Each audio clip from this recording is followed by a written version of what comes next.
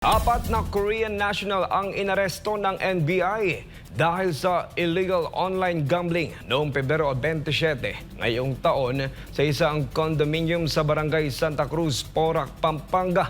Ito'y matapos naglabas ang korte ng warrant to search, seize and examine computer data. Narito ang balita ni Cherry Light. Live po ito. Cherry, magandang gabi.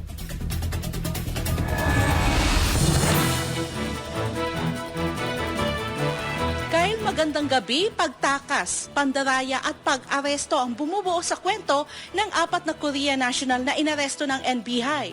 NBI dahil sa illegal online gambling. Mas nakakagulat dahil dalawa pala sa kanila ay mga pugante mula sa Korea at patuloy na nagsasagawa ng krimen dito sa Pilipinas. Pinangunahan ng National Bureau of Investigation o NBI Pampanga District Office at Philippine Air Force Intelligence ang operasyon. Natuklasan na ang kondominium ay ginagamit bilang illegal online gambling hub na walang lisensya mula sa Philippine Amusement and Gaming Corporation o PAGCOR. Nakumpiska ang mga computer device at online gambling paraphernalia.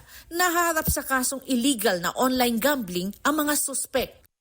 This group, based on intel, this group came from BGC. They were operating there for several months, and then they transferred again because that's their modus.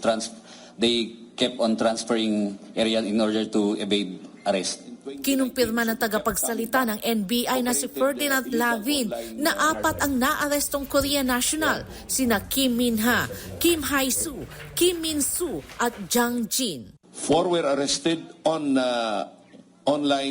illegal online gaming. However, yung isa nakapag-post ng bail and the other one is in court right now for proper identification in another criminal incident. Sa karagdagang investigasyon ng NBI Pampanga District Office, katuwang ang Interpol, Korean Embassy at Korean National Police Agency, nadiskubreng wanted pala sina Kim Min-ha at Kim Hae-soo sa Korea dahil sa isang Interpol Red Notice. Sila'y mga miyembro ng isang Korean voice phishing syndicate na nag-o-operate sa Pilipinas simula 2017 at nakakuha ng humigit kumulang $840,000 mula sa kanilang mga biktima. May arrest warrant laban sa kanila ang Chuncheon District Court of the Republic of Korea dahil sa fraud.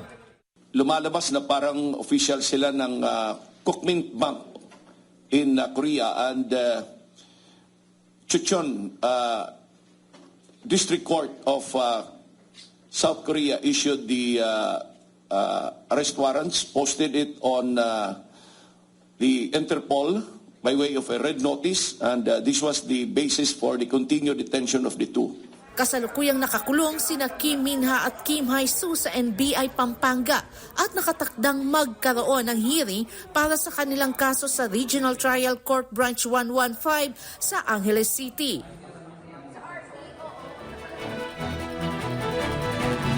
Kyle, ang pag-aresto sa mga suspek ay isang tagumpay laban sa online crime. Pero kailangan natin ng mas malawak na kamalayan at pag-iingat para mapigilan ang mga ganitong krimen.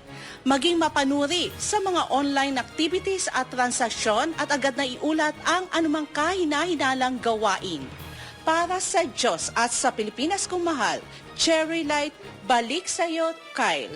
Alright, maraming salamat Cherry Light sa detalye lang yung balita live.